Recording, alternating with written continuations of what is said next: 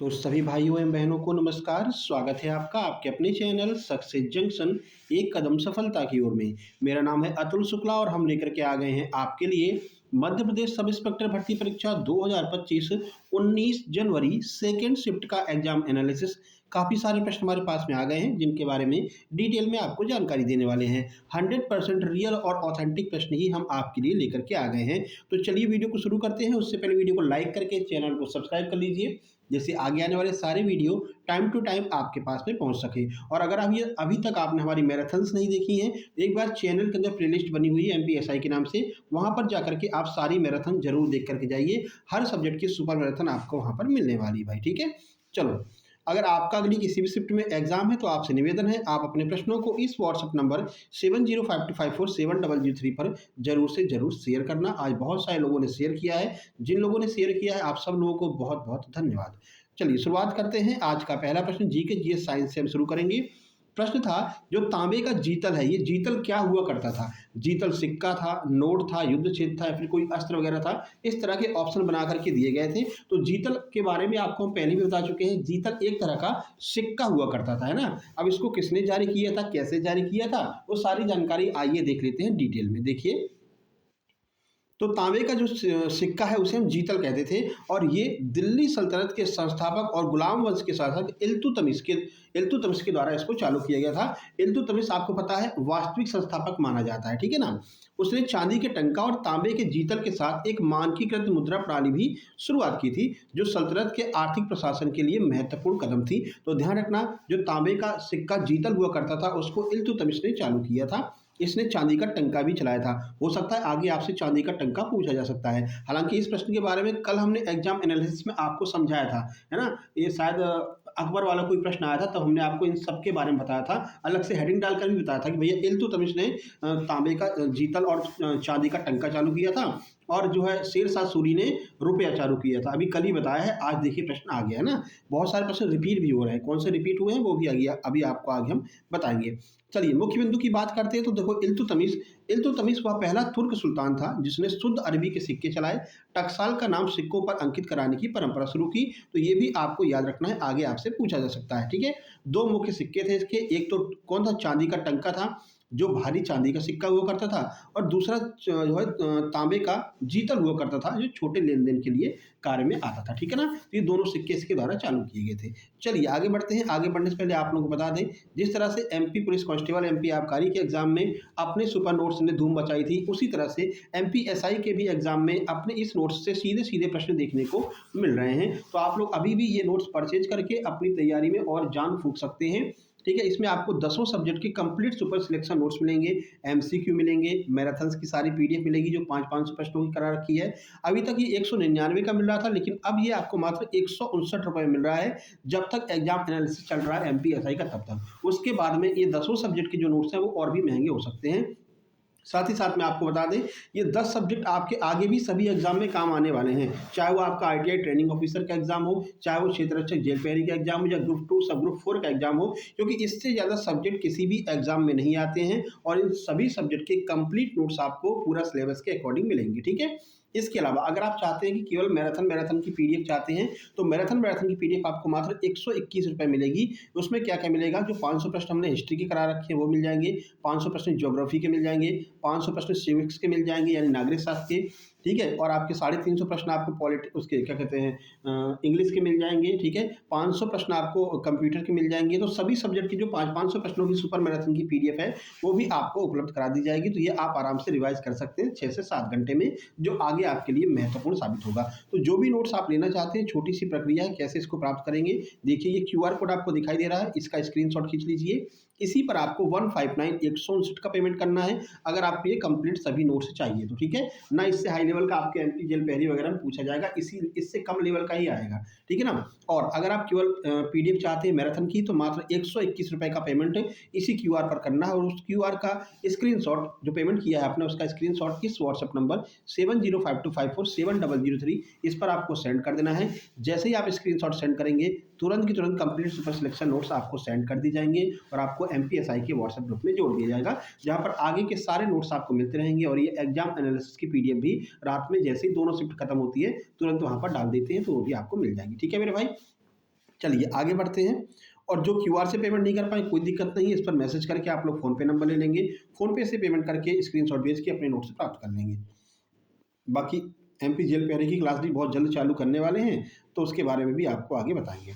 चलिए अगला पूछा गया भैया कि जो गांव वर्ग के अंतर्गत कौन कौन से राज्य आते थे। देखो भाषा के आधार पर हमने राज्यों को बांटा था, है ना। उसमें पूछा गया कि गांव वर्ग में कौन कौन से, यानी कि जो कैटेगरी सी थी उसमें कौन कौन से राज्य आते थे। ऑप्शन दिया था महाराष्ट्र, मध्य प्रदेश, पश्चिम बंगाल। सही आंसर इसका हो जाएगा ऑप्शन नंबर सी, पश्चिम बंगाल। क्यों पश्चिम बंगाल ही क्यों होगा सर, वो आइए आपको बता देते हैं। देखिए, तो गा वर्ग के अंतर्गत वे सभी राज्य और केंद्र शासित प्रदेश आते हैं जो का और खा के अंतर्गत नहीं शामिल हुए थे। जो का और खा में नहीं रखे गए थे वो गा में शामिल किए गए हैं, जैसे पश्चिम बंगाल, उड़ीसा, असम, अरुणाचल, आंध्र प्रदेश, केरल, कर्नाटक, गोवा, जम्मू कश्मीर। जम्मू कश्मीर अब जिसे अब हम लद्दाख कहते हैं, तो लद्दाख वाला भी उसी टाइम पे जो है सी में ही शामिल था। तमिलनाडु, नागालैंड, मिजोरम, मेघालय, मणिपुर, ये जितने भी राज्य हैं वो गा श्रेणी के अंतर्गत आते हैं। और आज आपसे गा श्रेणी पूछ लिया है, तो तीनों श्रेणी पूछी जा चुकी है। श्रेणी ए भी पूछी गई है, बी भी पूछी गई है और आज सी भी पूछ लिया है। ठीक है, इसको थोड़ा सा आप अच्छे से पढ़ करके जाना। चलो, राजभाषा आयोग से लगातार प्रश्न पूछे जा रहे हैं, तो आज पूछा गया है राजभाषा समिति का अध्यक्ष कौन था जब ये कमेटी बनाई गई थी। तो उस टाइम पर अध्यक्ष कौन थे, बीजी खरे साहब थे। ठीक है, देखिए इनके बारे में कल भी आपको हमने बताया था ना, और देखो आज फिर से ये प्रश्न आ गया है। देखो, जब राजभाषा आयोग ऑफिशियल लैंग्वेज कमीशन पहली बार 1955 में बना, तब उसके अध्यक्ष बीजी खरे, जिन्हें हम बाल गंगाधर खेर कहते हैं, जिन्हें भारत के तत्कालीन राष्ट्रपति डॉक्टर राजेंद्र प्रसाद ने नियुक्त किया था। यह आयोग भारत के संविधान के अनुच्छेद 344(1) के तहत बनाया गया था और राजभाषा के लिए इस आयोग का गठन किया गया था। ठीक है, तो अध्यक्ष कौन थे, बीजी खेर थे, बाल गंगाधर खेर। नियुक्ति कब की गई थी, 7 जून 1955 को। आधार क्या था, संविधान का आर्टिकल 344(1). आगे बढ़ते हैं, अगला प्रश्न देखिए। अगला पूछा कि राष्ट्रपति की शक्तियां कौन कौन सी हैं। ठीक है, वही 17 अवसान वाली शक्ति इसमें पूछी गई है। लोकसभा की प्रति राष्ट्रपति की कौन कौन सी शक्तियां हैं। बस स्टेटमेंट वाले प्रश्न जो ऑप्शन जो है स्टेटमेंट में बना करके दे रहे हैं। देखो, आपको एक बात क्लियर बता दें, जो आपके ऑप्शन है वो स्टेटमेंट वाले प्रश्न ज़्यादा आ रहे हैं, लेकिन आप भी जाइए, क्या आपको सारे स्टेटमेंट याद रहेंगे, नहीं याद रहते हैं ना। तो जो चीज़ें याद रहती हैं वो स्टूडेंट हमको भेज देते हैं व्हाट्सएप से, उस पर हम आपके लिए क्वेश्चन बनाकर खिलाते हैं। लेकिन हम प्रयास ये करते हैं कि एक प्रश्न के बारे में डिटेल में आपको जानकारी दी जाए, जिससे जितने भी स्टेटमेंट वाले प्रश्न होते हैं ना वो आपके साथ साथ में क्लियर होते चले। ठीक है, तो बस आपके सहयोग की आवश्यकता है। आप वीडियो को लाइक कर दीजिए और कमेंट में बता दीजिए कि क्या ये वीडियो आपको पसंद आ रही है या नहीं आ रही है। ठीक है मेरे भाई, चलो आगे बढ़ लेते हैं।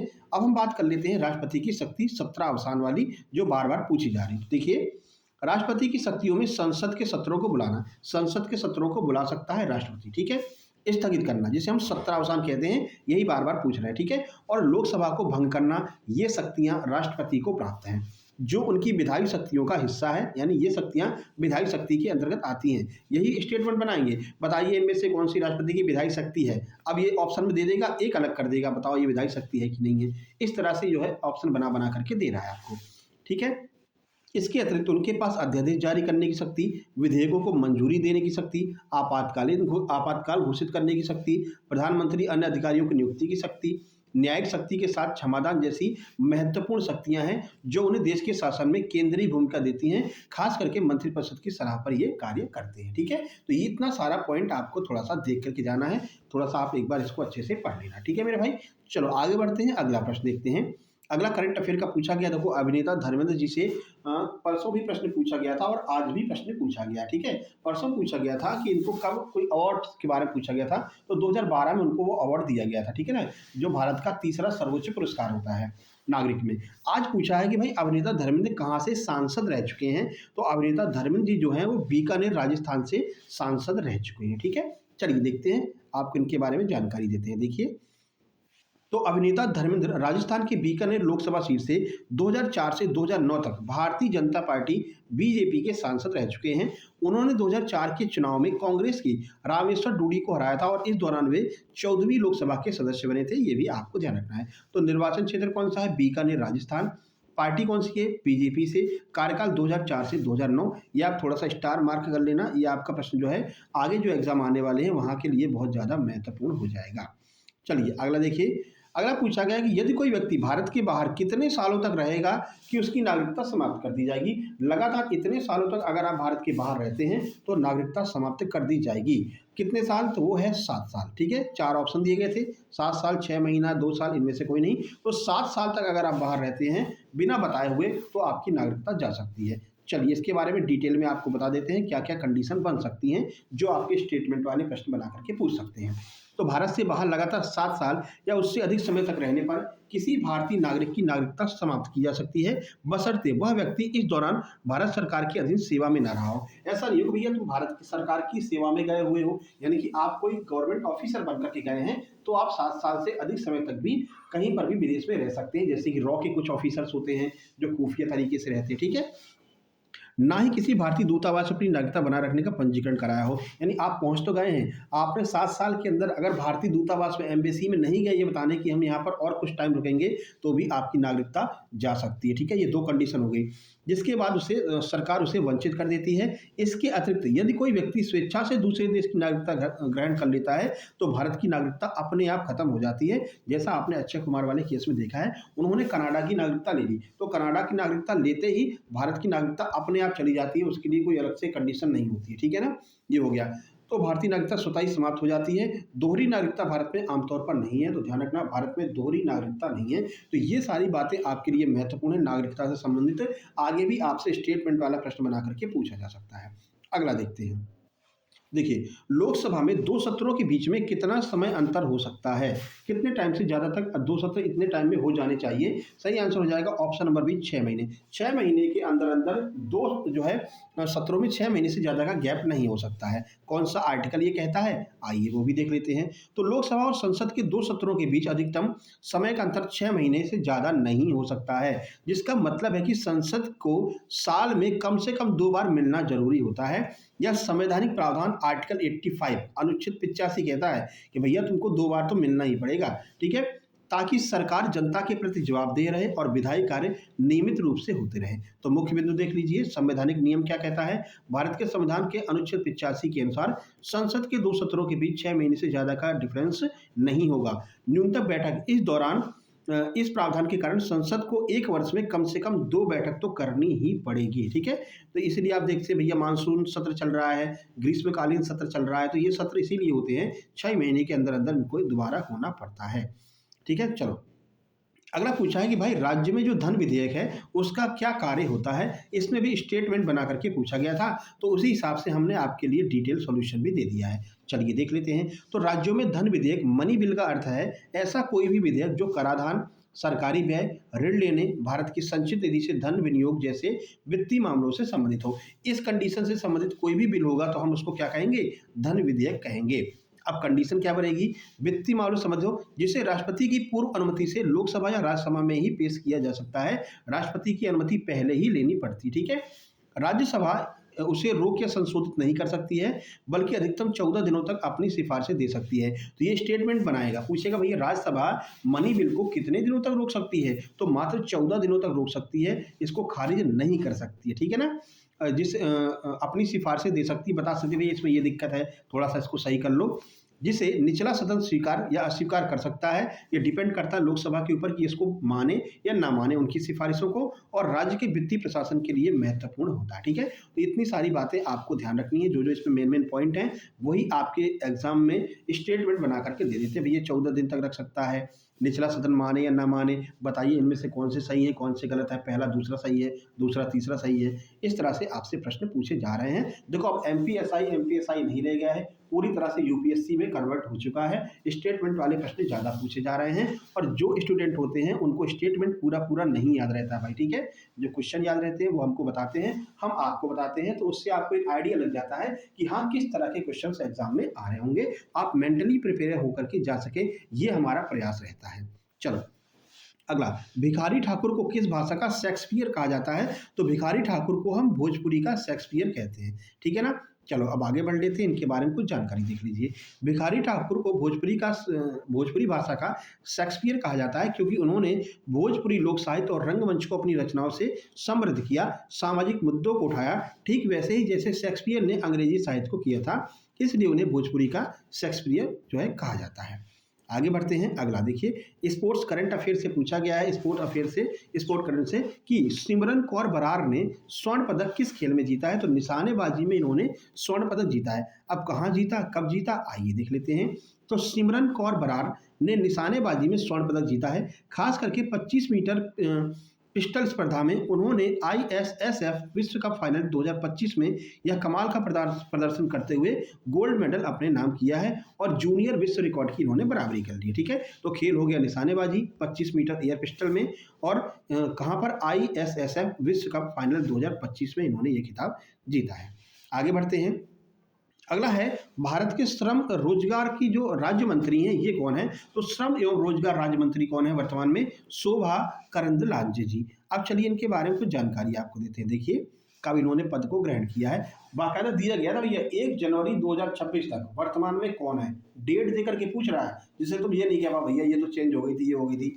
अब तो भैया एबटेक जो है वो एक तरह से पूरी तरह से मतलब चेंज हो चुका है भैया। चलो, श्रम एवं रोजगार राज्य मंत्री सुश्री शोभा करंदलाजे जी हैं, जिन्होंने जून 2024 में पदभार संभाला। वे सूक्ष्म लघु एवं मध्यम उद्यम राज्य मंत्री का अतिरिक्त प्रभार भी संभाल रही हैं, जबकि केंद्रीय मंत्री डॉक्टर मनसुख मंडाविया हैं। तो राज्य मंत्री हो गई सुश्री शोभा करंदलाजे, पदभार इन्होंने 10 जून 2024 को ग्रहण किया है। अतिरिक्त प्रभार सूक्ष्म लघु एवं मध्यम उद्यम राज्य मंत्री हैं, ये भी आपको ध्यान रखना है। देखो अब हम जब आपकी जो क्षेत्र रक्षक की वैकेंसी आने वाली है, क्षेत्र रक्षक जेल पैरी की, इसका जब प्रैक्टिस कराएंगे ना तो पूरा स्टेटमेंट वाला भी प्रश्न रखा करेंगे बीच बीच में। मतलब जैसे मान लीजिए कि अगर हम आपको 50 क्वेश्चन दे रहे हैं तो उसमें कम से कम 15 क्वेश्चन हम जो है स्टेटमेंट वाले रखा करेंगे, है ना, जिससे कि उसकी भी आपकी अच्छे से प्रैक्टिस हो जाए। चलो आगे बढ़ते हैं, क्योंकि पैटर्न धीरे धीरे कठिन हो रहा है तो उसके हिसाब से आपको भी उसी तरह से चेंज होना पड़ेगा अगर आप सिलेक्शन लेना चाहते हैं। ठीक है, तो अगर सिलेक्शन लेना है तो भैया पहले सब्सक्राइब कर लो, क्योंकि सिलेक्शन वाला मटेरियल ही आपको यहाँ पर मिलेगा। बहुत सारी वैकेंसी आगे आने वाली है, फिर से कांस्टेबल आएगी, फिर से SI आएगी, है ना, छात्रावास अधीक्षक अभी आने वाली है। इन सब के लिए तैयार रहिए, लेकिन इस पैटर्न को पकड़ करके चलोगे तभी सिलेक्शन ले पाओगे। चलो, वर्तमान में खाद्य मंत्री कौन है? शायद ये प्रश्न पूछा गया है, कुछ कह रहे थे नहीं पूछा गया है।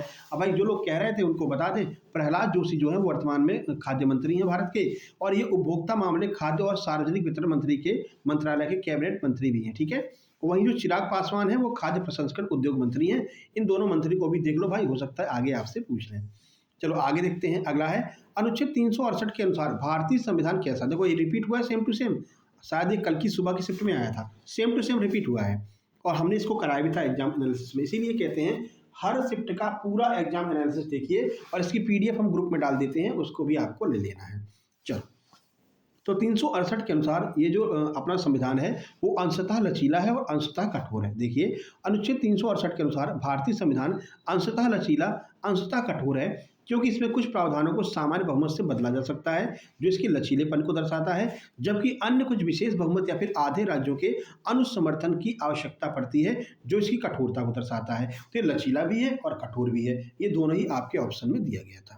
अगला देखते हैं, अगला देखो पूछा गया है ओलिव रिडले कछुए। ये जब हम आपको ज्योग्राफी की मैराथन करवा रहे थे 500 प्रश्न वाली, तब हमने इसके बारे में आपको बहुत अच्छे से बताया था। ओलिव रिडले कछुए कहाँ पर पाए जाते हैं? तो ये उड़ीसा में पाए जाते हैं। चलिए देख लेते हैं इसके बारे में। तो ओलिव रिडले कछुए भारत में मुख्य रूप से ओडिशा के तट यानी कि गहिरमाथा, रसकुल्या, देवी नदी मुहाना पर पाए जाते हैं, जो दुनिया के सबसे बड़े सामूहिक घोंसला बनाने वाले जो है कछुओं में से एक हैं। इसके अलावा कहाँ पर मिलते हैं? ऑप्शन में आपके उड़ीसा दिया गया था तो उड़ीसा ही आंसर होगा। थोड़े थोड़े से आपको आंध्र प्रदेश में मिल जाएंगे, गुजरात के तट पर मिल जाएंगे और अंडमान निकोबार में भी मिल जाएंगे, लेकिन मुख्य रूप से कहाँ पर मिलते हैं? ये आपको उड़ीसा में ही मिलते हैं। आगे बढ़िए, भितरकनिका राष्ट्रीय उद्यान किन दो नदियों के बीच में पड़ता है? तो ये ब्राह्मणी और बैतरणी, दो नदियों के बीच में ये राष्ट्रीय उद्यान पड़ता है। एज इट इज ऐसे ही पूछा गया था। तो भितरकनिका राष्ट्रीय उद्यान मुख्य रूप से ब्राह्मणी और बैतरणी नदियों के डेल्टा के बीच में स्थित है, जो धामरा और पतासला नदियों से पोषित एक मैंग्रोव पारिस्थितिकी तंत्र बनाता है, जो इसे भारत का दूसरा सबसे बड़ा मैंग्रोव क्षेत्र बनाता है। सबसे बड़ा क्षेत्र पूरे विश्व का कौन सा है? तो अपना सुंदरवन डेल्टा है। ठीक है, मैंग्रोव वनों की बात करते हैं। दूसरे स्थान पर ये वाला आ जाता है जो ब्राह्मणी और बैतरणी नदियों के बीच में स्थित है। आगे बढ़ते हैं, अगला देखिए NHAI, इसकी स्थापना कब हुई थी? तो 1995 में NHAI की स्थापना हुई। पूरी जानकारी देखिए। NHAI भारतीय राष्ट्रीय राजमार्ग प्राधिकरण, वर्तमान में NHAI मंत्री कौन है? ध्यान है ना, तो वर्तमान में नितिन गडकरी जी जो है वो वर्तमान में NHAI मंत्री हैं। याद रखना, आगे पूछ सकते हैं भाई, मंत्रालय से प्रश्न पूछ रहे हैं। हालांकि जब हमने आपको नोट्स दिया है तो वर्तमान में कौन क्या है इसके नोट्स भी दिए हैं। ठीक है, तो उसको भी थोड़ा सा आप लोग पढ़ करके जाना है। देखिए, तो हाँ, इसकी स्थापना 1988 के एनएचएआई अधिनियम के तहत हुई थी। इसने 1995 से अपना काम शुरू किया था। तो एक्ट कौन-सा है? 1988 का। काम कब चालू हुई है? 1995 में, ठीक है? राष्ट्रीय राजमार्गों के विकास, रख-रखाव, प्रबंधन के लिए यह एक वैधानिक निकाय है। तो देखिए, अधिनियम कौन-सा? 1988 का, स्थापना वर्ष 1995। मंत्रालय कौन-सा? तो सड़क परिवहन एवं राज्य मंत्रालय के तहत ये कार्य करता है। वर्तमान में नितिन गडकरी इसके जो है मंत्री हैं।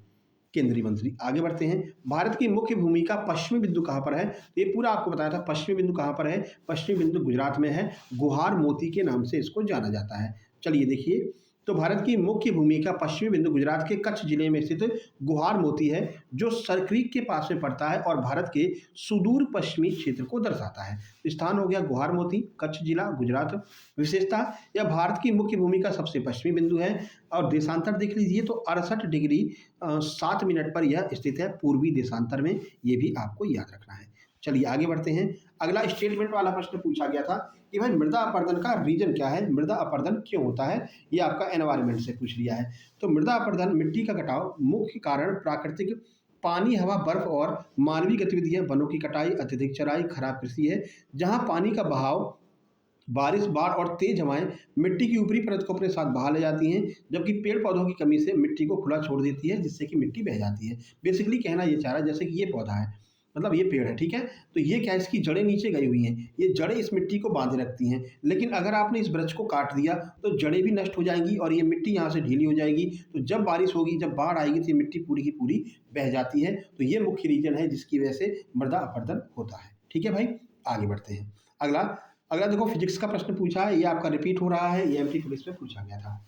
एक तांबे के तार को खींचकर दोगुना करने पर उसकी प्रतिरोध, ध्यान रखना, प्रतिरोधकता नहीं, प्रतिरोधकता पर कोई फर्क नहीं पड़ता है, लेकिन प्रतिरोध जो है वो प्रतिरोध चेंज हो जाता है। प्रतिरोध इसका 4 गुना हो जाता है। ठीक है, जो प्रतिरोध होता है वो 4 गुना हो जाता है। देखिए, तो तांबे के तार को खींच करके दोगुना करने पर उसकी लंबाई दोगुनी और अनुप्रस्थ काट का क्षेत्रफल आधा हो जाता है, जिससे उसका प्रतिरोध 4 गुना बढ़ जाएगा, क्योंकि प्रतिरोध जो है वो लंबाई के समानुपाती और क्षेत्रफल के व्यतिक्रमानुपाती होता है। आयतन भी इसका स्थिर रहेगा, यानी प्रतिरोधकता पर कोई फर्क नहीं पड़ेगा, लेकिन प्रतिरोध जो है वो 4 गुना हो जाएगा। चलिए आगे बढ़ते हैं। अगला देखिए, 2.5 दिन का झोपड़ा, स्टैटिक जीके का है। स्टैटिक जीके वाली पीडीएफ में इसके बारे में आपको देखने को मिल जाएगा। जो हमने स्टैटिक जीके वाली पीडीएफ दी है 159 वाले नोट्स के साथ में, वहां पर आपको मिल जाएगी। तो उसमें इसके बारे में बताया गया है। 2.5 दिन का झोपड़ा क्या है? मंदिर है, मस्जिद है, झोपड़ी है। तो ऑप्शन में दिया गया था, तो मस्जिद ऑप्शन नंबर भी बिल्कुल सही हो जाएगा। यह एक मस्जिद है। देखिए, 2.5 दिन का झोपड़ा राजस्थान के अजमेर में स्थित एक ऐतिहासिक मस्जिद और स्मारक है, जिसे मूल रूप से एक संस्कृत विद्यालय और मंदिर के स्थान पर मोहम्मद गौरी के आदेश पर कुतुबुद्दीन ऐबक ने 1199 में बनवाया था। ठीक है, यहाँ पर पहले एक संस्कृत विद्यालय हुआ करता था, जिसको तोड़वा करके कुतुबुद्दीन ऐबक ने यहाँ पर इसको बनवाया था 2.5 दिन के झोपड़े को। यह इंडो इस्लामिक वास्तुकला का एक बेहतरीन उदाहरण है और इसका नाम यहाँ लगने वाले 2.5 दिन के मेले या निर्माण में लगे 60 घंटे से जुड़ा है। 60 घंटे में ही इसका निर्माण कर दिया था। ठीक है, आगे बढ़ते हैं। भारत राज्यों का संघ है, यह संविधान में किस देश के संविधान से हमने लिया है? तो ये हमने कनाडा से लिया है। ठीक है, देखिए, तो भारत को राज्यों का संघ कहने और मजबूत केंद्र वाली संघीय प्रणाली का विचार भारतीय संविधान में कनाडा के संविधान से लिया गया है, जो ब्रिटेन के एकात्मक शासन के विपरीत है, जबकि ब्रिटिश संविधान से संसदीय प्रणाली और एकल नागरिकता जैसे अन्य प्रावधान लिए गए हैं। तो ब्रिटेन से हमने संसदीय प्रणाली को लिया है, ये भी पूछा जा चुका है अभी एमपीएसआई में ही। ठीक है, और एकल नागरिकता ब्रिटेन से लिया है, और ये वाला जो है कानून, ये जो नियम है, इसको हमने कहाँ से लिया है? ये हमने कनाडा से लिया है। अगला देखिए, ये देखो कैसा प्रश्न पूछा है। लद्दाख में जो याक होते हैं, उन याक का वजन कितना होता है? इससे पहले भी याक के बारे में पूछा गया था सेकंड शिफ्ट में, दूसरे दिन, तब भी हमने आपको बताया था, है ना? तो 300 से लेकर के 1000 किलोग्राम तक के याक होते हैं। देखिए, लद्दाख के याक का वजन नस्ल और लिंग के आधार पर अलग अलग होता है, लेकिन आमतौर पर जो नर याक होता है, मेल जो याक होता है, वो 300 से लेकर के 1000 किलोग्राम तक होता है। पाउंड में बात करें तो 660 से 2200 पाउंड तक का होता है। ठीक है, बाकी मादा याक 200 से 300 किलोग्राम तक की होती है। तो ये भी आप लोग देख सकते हैं। अगला अगला पूछा है, एमपी से प्रश्न पूछा। चलो एक प्रश्न तो एमपी का आया। मध्य प्रदेश विधानसभा का पहला सत्र कब चालू हुआ था और कब से कब तक चला था? तो 17 दिसंबर 1956 से चालू हुआ था। तो नए मध्य प्रदेश का जो विधानसभा सत्र है वो 17 दिसंबर 1956 से 17 जनवरी 1957 की अवधि तक चला था। ये प्रश्न आज एमपीजीके का पूछा गया। ठीक है भाई, चलो अब आगे बढ़ लेते हैं। लाइक नहीं किया तो मेरे भाई लाइक कर दो, लाइक करने में क्यों हिचकिचाते हो हैं, और कमेंट बॉक्स में कमेंट कर दो। मैथ रीजनिंग की बात कर लेते हैं तो एक प्रश्न आपका परसेंटेज से आया है। एक प्रश्न ये आया था, एक लड़का कुछ दूरी को 10 किलोमीटर प्रति घंटे की रफ्तार से 1 बजे तक पूरी कर लेता है, 14 किलोमीटर प्रति घंटे की रफ्तार से उसी दूरी को 4 बजे तक पूरी कर लेता है, तो 8 किलोमीटर प्रति घंटे की रफ्तार से चलाएं तो वो उस दूरी को कितने बजे तक पूरा करेगा, ये प्रश्न था। बाकी आपका कोडिंग डिकोडिंग से 2 प्रश्न थे, क्लॉक से आपका एक ही प्रश्न था। आज मैथ रीजनिंग थोड़ा सा कम आया है ना, मैथ के 3 ही प्रश्न आए हैं और रीजनिंग के भी लगभग 9 से 10 ही प्रश्न आए हैं, ठीक है। तो ये भी आपको ध्यान रखना। कैलेंडर का 2 प्रश्न शायद कैलेंडर के आए थे, डेटा सफिशिएंसी, ब्लड रिलेशन का 1 प्रश्न, डायरेक्शन के 2 प्रश्न, मानसिक अभिरुचि डेली पूछ रहे हैं, 2 से 3 प्रश्न मानसिक अभिरुचि के हैं। तो जो 159 वाले हमने नोट दिए हैं उसमें मानसिक अभिरुचि की 2 पीडीएफ दी है, तो दोनों पीडीएफ को आपको अच्छे से करके जाना है, तो 2 नंबर आपके पक्के हो जाएंगे, ठीक है। 2 प्रश्न सिटिंग अरेंजमेंट के, इस तरह से आपका मैथ रीजनिंग पूछा है। अब हिंदी की बात करें तो आज अलंकार पूछ लिया है, अभी तक अलंकार नहीं पूछ रहे थे, रस छंद अलंकार नहीं पूछा था। तो हमने जो 550 प्रश्नों की पीडीएफ आपको दी है उसमें रस छंद अलंकार और ये सब कुछ उसमें कवर किया है, ठीक है, 550 प्रश्नों में, तो वो भी आप एक बार देख करके जाना। अलंकार का एक प्रश्न राष्ट्रभाषा से पूछा है, और मूर्धन्य वर्ण कौन से ये पूछा गया है, पर्यायवाची पूछा गया है, व्यंजन का उच्चारण कैसे करते हैं, यहाँ से प्रश्न बने हैं। अगला इंग्लिश की बात कर लेते हैं, तो इंग्लिश में पैसिव वॉइस से एक प्रश्न आज पूछा गया है। एंटोनिम्स 3 पूछे गए हैं आज, ठीक है, सिनोनिम एंटोनिम अभी तक कम पूछे जा रहे थे, 3 एंटोनिम पूछे हैं। एक प्रश्न फ्रेज से पूछा गया है। डिक्शनरी अरेंजमेंट करने वाला एक प्रश्न आया है, तो ये हमने सेंटेंस अरेंजमेंट की जो पीडीएफ आपको 159 वाली दी है उसको अगर आप पढ़ लेंगे तो ये वाला आपका पोर्शन कंप्लीट हो जाएगा, है ना। पहले क्या है, जो एमपी पुलिस कांस्टेबल है उसमें ये इंग्लिश का एक पार्ट डाल दिया था, डिक्शनरी अरेंजमेंट, ठीक है, तो तभी हमने इसको करवा दिया था, और आज देखो ये आपके काम आ जाएगा। इंग्लिश में इसको पूछा जा रहा है, डिक्शनरी अरेंजमेंट, इसको भी आप देख करके जाना।